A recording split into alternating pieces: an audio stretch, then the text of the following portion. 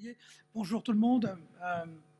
Et donc, effectivement, je vais essayer dans les 20 minutes, je crois, 20 minutes, de discuter un petit peu autour de l'IHU et de la thématique sepsis et handicap. Donc, mes liens d'intérêt. Et il est, comme Jamel l'a dit, il est clair que quand on dit sepsis et handicap, c'est bien comme ça, voilà.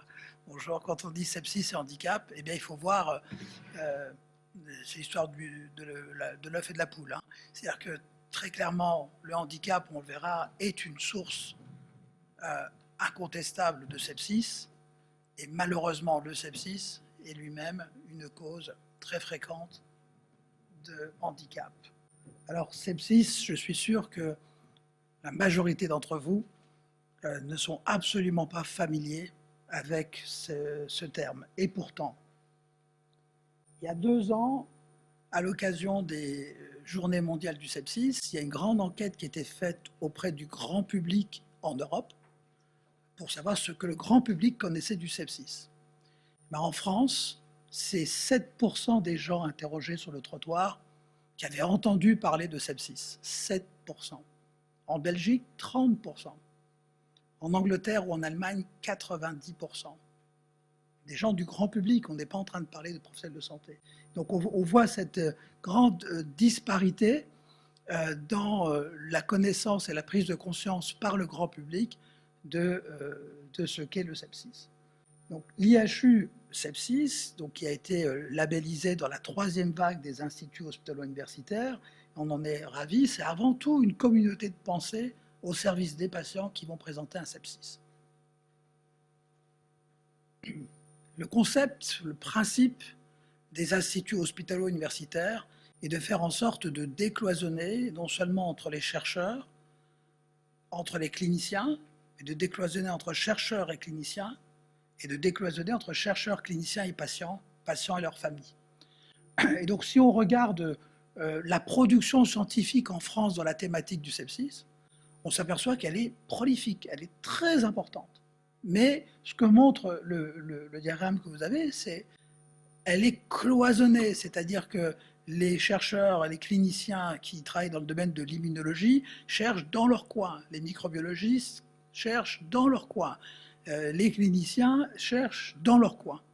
Et donc l'espèce de gros vide blanc au cœur montre l'absence d'interconnexion et de transversalité. Ben, tout l'enjeu de l'IHU sepsis ou IHU Prometheus, c'est de faire tomber les murs et de regrouper sur le site de Raymond Poincaré, peut-être un jour Garches et Boulogne fusionneront. Il était prévu à un moment donné que le 92 et le 78 fusionnent. Peut-être un jour la France et l'Angleterre fusionneront, je ne sais pas. Donc, en tout cas, pour l'instant, c'est sur le site de Raymond Poincaré à Garches. Et c'est ça quand même. C'est presque 300 chercheurs de plus de 60 laboratoires du plateau de Saclay. C'est pas loin d'une centaine de cliniciens. Et c'est l'association française de lutte contre le sepsis qui sont les membres fondateurs de cette IHU Prometheus, avec une ambition extrêmement importante, c'est de transformer les soins. On est au service du patient. Donc ça veut dire quoi? Aujourd'hui, il y a des recommandations internationales, et puis maintenant françaises, on en parlera tout à l'heure, sur comment on doit prendre en charge les enfants et les adultes qui font un sepsis. Et vous voyez que c'est une prise en charge très générique, parce que comme il y a eu peu d'investissements, on le verra dans le domaine du sepsis, il y a finalement très peu de traitements. Et donc l'objectif, l'ambition de l'IHU, c'est d'ici 10 ans, d'avoir une prise en charge individualisée, personnalisée, qu'on soit capable au chevet du patient de caractériser au mieux la situation du patient pour identifier les traitements spécifiques qui, pour elle ou lui, seront bénéfiques. Grâce à la fois du jumeau numérique, grâce à la fois à des plateformes qui permettront d'obtenir des biomarqueurs au chevet du patient et l'intégration par le biais de l'intelligence artificielle de toutes ces informations pour traiter au mieux chaque individu en tant que personne et d'arrêter de traiter les individus comme des populations. Donc pour ça, il y a une large cohorte qui va être mise en place de 10 000 patients qui vont être suivis pendant 10 ans, encore une fois enfants et adultes, afin de bien caractériser les conséquences au long cours du sepsis, notamment de bien quantifier et qualifier les complications génératrices d'une perte d'autonomie, génératrices d'un handicap, qu'il soit moteur ou cognitif. Le développement de la plateforme d'endotypage, donc au chevet, au plus près des patients, le développement de jumeaux numériques et l'innovation thérapeutique avec l'identification de nouveaux traitements et de nouvelles molécules. Donc, voilà quels sont les outils qui sont mis en place dans le cadre de l'IHU pour répondre à l'ambition de la transformation des soins vers une prise en charge individualisée. Le sepsis, quelques mots quand même pour vous familiariser avec. C'est un fléau mondial, totalement méconnu. Le sepsis, c'est une situation où le fonctionnement de l'organisme, notamment immunitaire et métabolique, se trouve dérégulé à la suite d'une infection urinaire, pulmonaire, infection d'escarre. Et c'est cette dérégulation du fonctionnement de l'autre. La plus souvent, c'est dû à une infection pulmonaire, mais encore une fois, tous les sites sont concernés. Et cette dérégulation de la réponse, elle va altérer le fonctionnement des organes vitaux sur le court terme et des organes fonctionnels sur le moyen et le long terme. Le sepsis, c'est quelque chose de relativement récent. La réanimation, c'est très récent, ça date d'à peine 70 ans. Mais vous voyez que la première définition du sepsis, c'est en 1992. Et donc c'est vraiment un domaine qui est naissant et donc qui est simplement au tout début de la compréhension des mécanismes, au tout début donc de la découverte de moyens de prendre en charge correctement les patients et prévenir le sepsis et mieux guérir pour garantir une vie la plus normale possible. Grâce en particulier au développement des outils moléculaires qui vont permettre cette caractérisation individuelle. C'est un fléau mondial. Là. Donc régulièrement, l'OMS et d'autres organismes des Nations Unies établissent le poids des maladies dans le monde. Le sepsis a été réévalué et il y a une quinzaine de jours, le Lancet a publié les derniers chiffres. 166 millions de personnes dans le monde ont souffert de sepsis en 2021, plus 230% de cas sur les 10 dernières années. 22 millions de personnes sont décédées à cause du sepsis en 2021. Et ce n'est pas simplement en Afrique subsaharienne ou en Asie du Sud-Est. En France, c'est 400 à 500 personnes pour 100 000 habitants chaque année. J'avais donné à M. Baguet la semaine dernière sa demande, les chiffres. Pour l'Île-de-France, c'était en 2024 30 000 personnes et pour le département des Hauts-de-Seine, c'était 8 000 personnes hospitalisées pour un sepsis à Boulogne, enfin dans les Hauts-de-Seine. C'est extrêmement fréquent, c'est grave. Un patient sur 5 va mourir lors de l'épisode initial. 15% des survivants vont perdre de façon substantielle leur autonomie, que ce soit du fait d'un handicap locomoteur ou cognitif. Et il y a bien sûr un coût immédiat sur la société par rapport à l'hospitalisation, mais un coût encore plus élevé du fait justement des conséquences au long cours et de la perte de l'autonomie. On reviendra sur le cas de Christa Braque tout à l'heure, et donc ça c'est une figure qui est marquante. Elle dit quoi cette figure? Elle dit que le sepsis, c'est un problème de santé publique du point de vue quantitatif au moins autant important que l'AVC, que les maladies cardiovasculaires ou le cancer.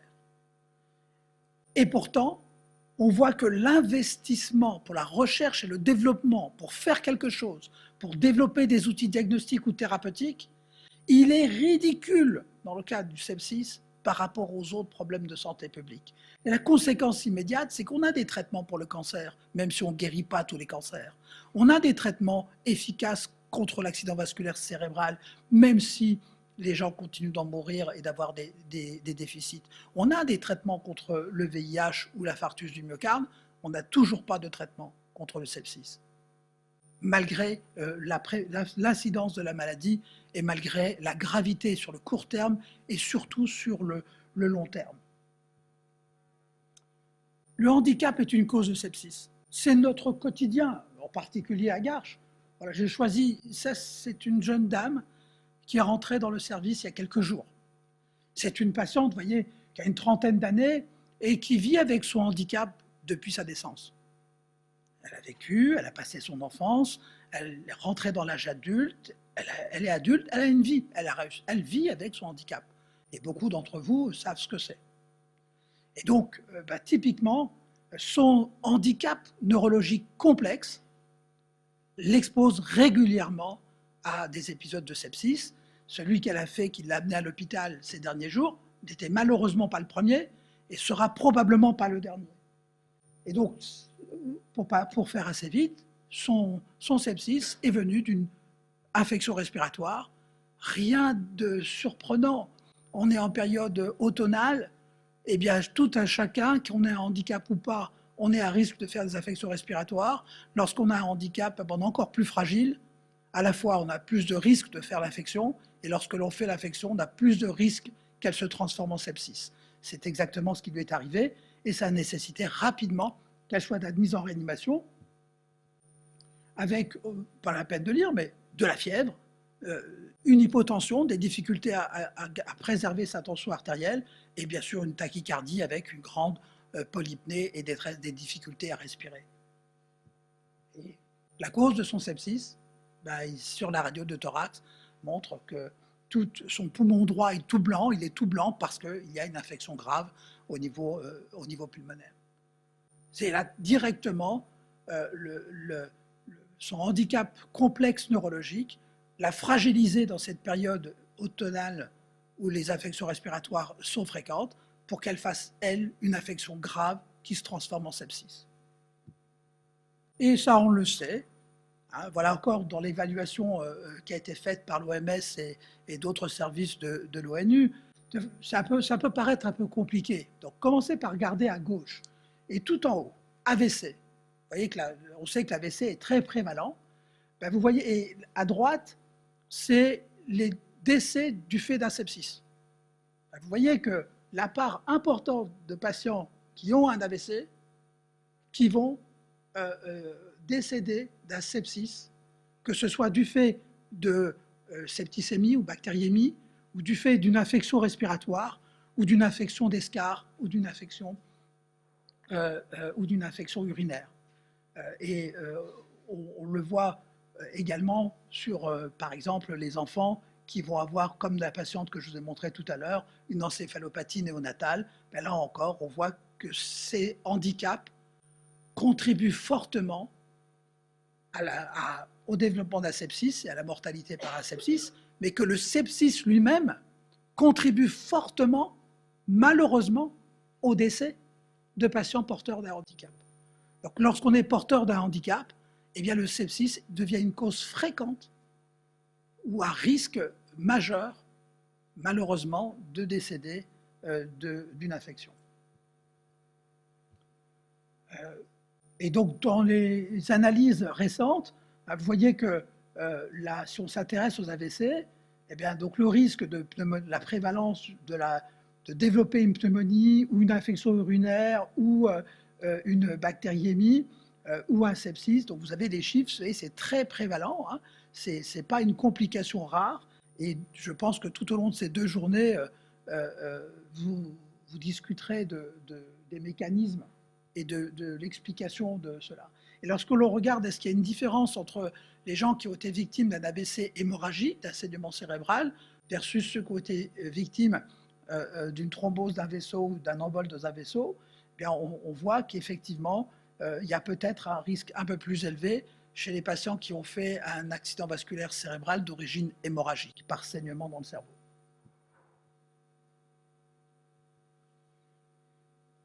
Le sepsis par lui-même est une cause très fréquente d'handicap, qu'on soit enfant, adulte ou personne âgée. Là encore, on va commencer par un cas. Donc, Christa Braque, qui était journaliste qui est au journal de radio, je ne sais plus comment on dit d'ailleurs, comment on dit, radiophonique? Non, on dit radiophonique, c'est ça? Le journal radiophonique national de Belgique. Et puis, un jour, alors qu'elle est dans son salon avec sa maman, avec sa mère, à la maison, c'est un samedi après-midi, elle est dans son salon, et puis elle commence à se sentir mal, elle avait depuis 2 jours un rhume, une petite grippe, elle continue à travailler, bien sûr, pas de problème, et en l'espace de quelques heures ce samedi, eh bien, elle s'est retrouvée de son salon en réanimation à Ghent, au CHU de Gand, avec un choc septique dramatique en quelques heures, comme vous le voyez, qui va malheureusement, elle va subir, et heureusement pour elle, enfin, c'est difficile de dire heureusement ou malheureusement, elle va avoir un parcours très difficile. Elle va passer par effectivement un choc septique très grave, elle va faire plusieurs arrêts cardiaques, mais elle va s'en sortir, elle va survivre à cet épisode. Elle va survivre à cette catastrophe infectiologique, mais avec des séquelles. Et une très forte volonté, donc vous voyez qu'elle va être amputée de ses 2 jambes et également d'une partie de sa main et de ses doigts. Elle va également avoir quelques difficultés au niveau cognitif, mais elle va surmonter tout ça. 1 an après, elle commence progressivement à retrouver une autonomie grâce à l'appareillage, et aujourd'hui, c'est ça sa vie. Elle fait du sport, elle court le marathon, elle n'est plus journaliste, mais elle est écrivaine, elle continue d'écrire, de faire des livres, et elle a une vie, entre guillemets, socialement normale, malgré son handicap, très clairement dû et causé par son sepsis, et c'est aujourd'hui une grande avocate de la lutte contre le sepsis. Elle parcourt le monde, elle va au Parlement européen, etc., pour faire prendre conscience que ce qui peut paraître un samedi après-midi comme un banal rhume ou un banal grippe va complètement modifier non seulement votre vie, mais la vie de tous vos proches et de toute votre famille. Le sepsis est une cause de handicap. On sait le quantifier aujourd'hui. Ça, c'est un travail qui a été fait en Allemagne, où ils ont regardé ce que étaient devenues les personnes qui avaient été hospitalisées pour un sepsis dans les 3 ans suivant la sortie de leur hôpital. Vous voyez les chiffres, 3/4 des personnes qui sont sorties vont présenter un nouveau problème médical dans les 3 ans.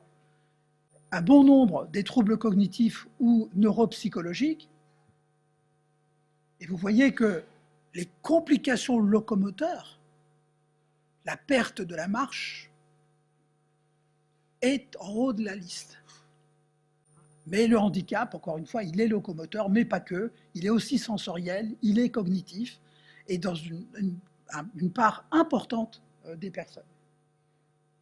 Et quel que soit son âge, ce n'est pas simplement la personne âgée.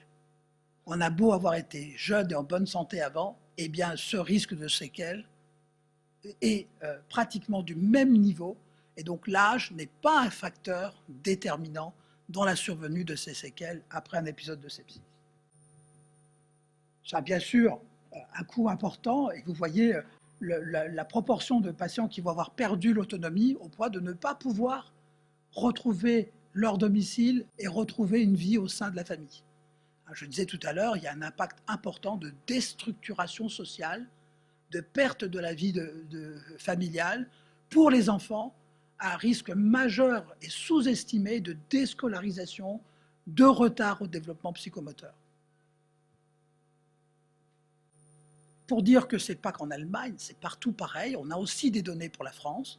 C'est l'équipe de Didier Guimau qui a travaillé là-dessus. Et de façon assez schématique ici, on s'intéresse au code de couleur. Si la couleur verte représente le décès, et on est sur la première année. Donc vous voyez que vous avez en gros 5 groupes de patients. Vous avez les patients qui malheureusement vont décéder très vite. au cours de leur hospitalisation.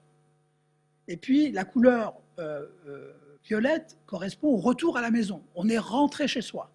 Vous voyez que vous avez dans le cluster 5 des patients qui vont guérir très vite, sans séquelles et rentrer rapidement à la maison. Puis vous avez ensuite 3 groupes de patients qui vont, pour la plupart d'entre eux, finir par rentrer à la maison, mais après, pour les clusters 3 et 4, en bleu, la nécessité de passer par une structure de rééducation, voire une structure médico-sociale, avec un retour à la maison plus ou moins rapide, parfois au bout d'un an. Et puis vous avez le groupe 2, qui est très particulier, puisque les patients semblent avoir été guéris de leur épisode, ils sont rentrés à la maison. Et regardez, dans l'année, ils se retrouvent soit décédés, soit à être réhospitalisés, et avec la nécessité d'une prise en charge médico-sociale. Ce sont des données françaises, actuelles. C'est ça la situation en France aujourd'hui. 80 000 décès par an aujourd'hui. Et un nombre considérable de personnes qui se retrouvent en perte d'autonomie et qui ne peuvent pas reprendre leur vie familiale normale. Avec un coût important sur la société, et à l'heure à laquelle on cherche des économies sur la sécurité sociale, on voit là qu'il y a un levier important dans la prévention. Parce que là, on parle de phénomènes qu'on peut prévenir. Mais comme on les méconnaît, on ne travaille pas dessus pour les prévenir. Prévenir le handicap après le sepsis, et donc ça, c'est les conclusions de la Haute Autorité de Santé.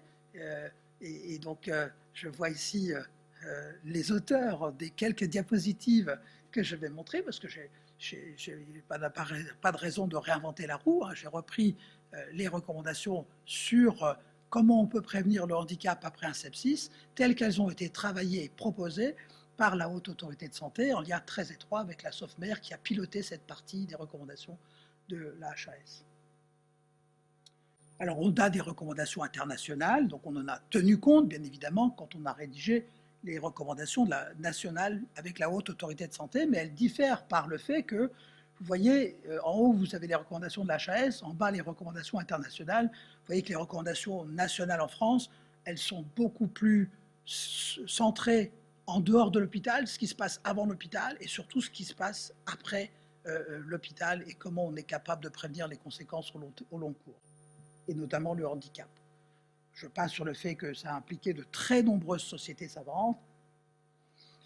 Les questions donc de la phase post-hospitalière, avec comment on met en place des programmes de réhabilitation, y compris psychologiques et y compris social, des programmes sociaux de réhabilitation pour retrouver une vie plutôt normale.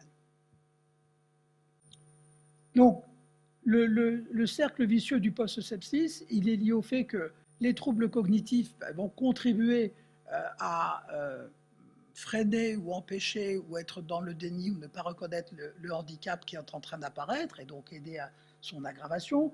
Les troubles psychologiques et de l'anxiété peuvent là encore favoriser l'isolement social, le fait de ne pas trouver la motivation nécessaire pour surmonter les choses et aller de l'avant. Puis bien évidemment, le déficit locomoteur, il va favoriser cette immobilisation, favoriser l'isolement, favoriser l'aggravation progressive avec de la perte de l'os, de la perte de la masse musculaire, des douleurs et des chutes plus fréquentes.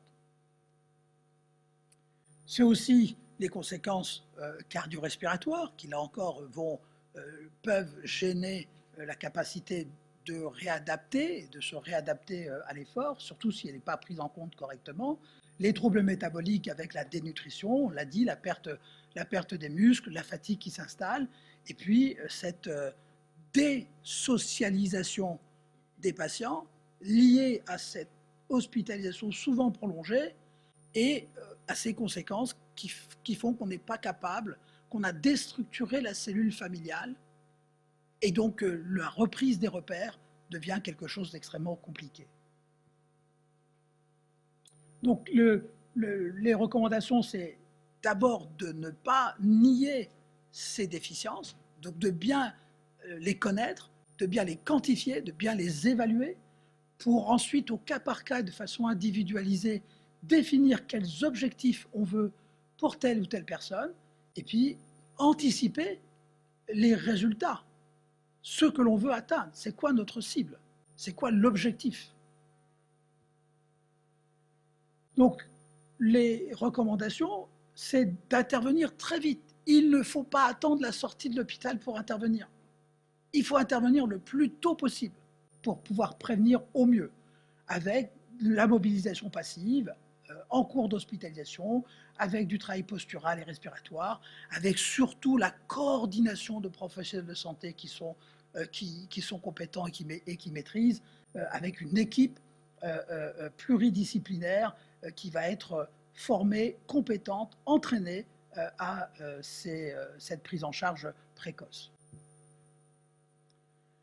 Et continue. On commence tôt et surtout on n'arrête pas. Il faut assurer le continuum et donc jusqu'à la sortie de l'hôpital avec des programmes extrêmement précis. La recommandation de la HAS propose un programme en 6 étapes bien détaillé, à la fois portant sur la réadaptation motrice et respiratoire, la nécessité du suivi pluridisciplinaire impliquant les médecins de médecine physique et réadaptation, les nutritionnistes, les psychologues, l'assistante sociale, avec une véritable prise en charge coordonnée, avec des réunions régulières et surtout le caractère pluridisciplinaire.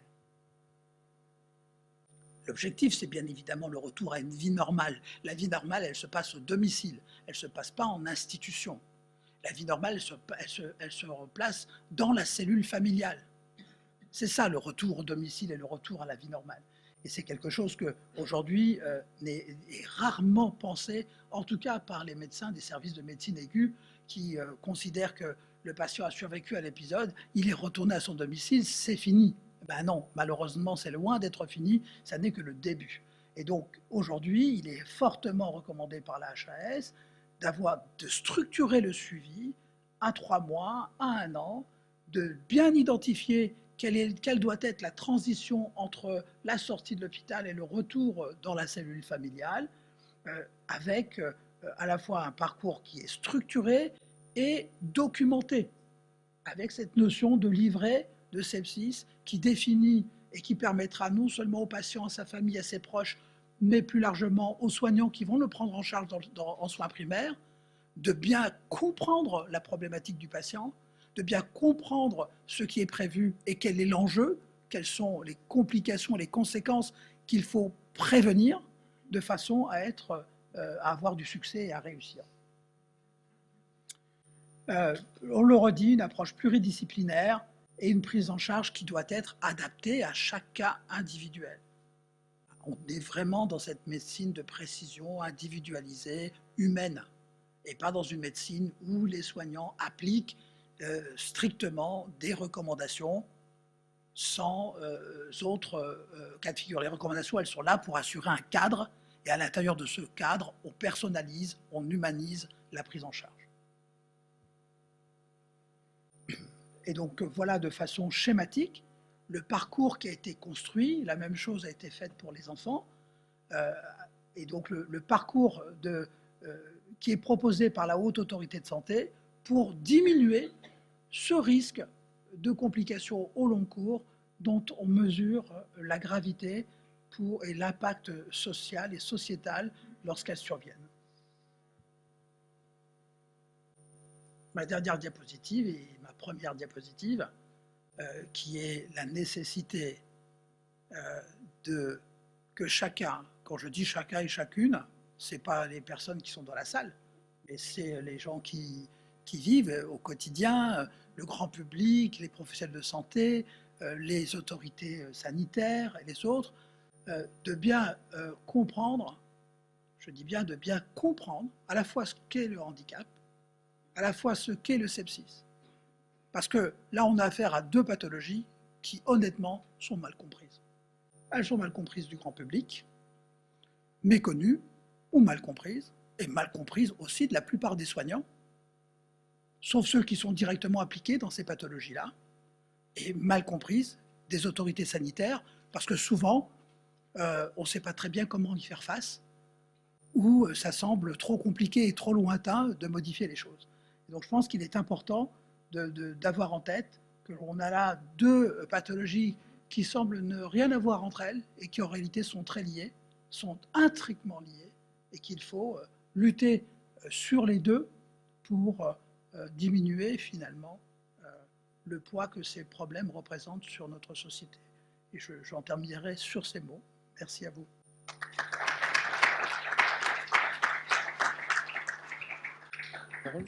Merci beaucoup pour cet exposé très très clair. Je ne crois pas qu'il y avait de questions prévues. Moi, juste en tant qu'infectiologue, j'adhère évidemment tout à fait à vos propos et surtout, vous avez montré ces espèces de cercles vicieux avec la prévention primaire, mais la prévention, j'ai envie de dire secondaire, la prévention post-sepsis. Donc ça, c'est très important. Les point of care au lit du patient. Donc là aussi, c'est une révolution à venir, mais qui commence déjà dans un certain nombre de services. Et puis, évidemment, la multidisciplinarité, on ne peut pas travailler chacun cloisonné en silo. Et je pense que le but, évidemment, de l'IHU, c'est de promouvoir cette multidisciplinarité et les représenter ici, je crois. Voilà. Merci beaucoup pour cet exposé.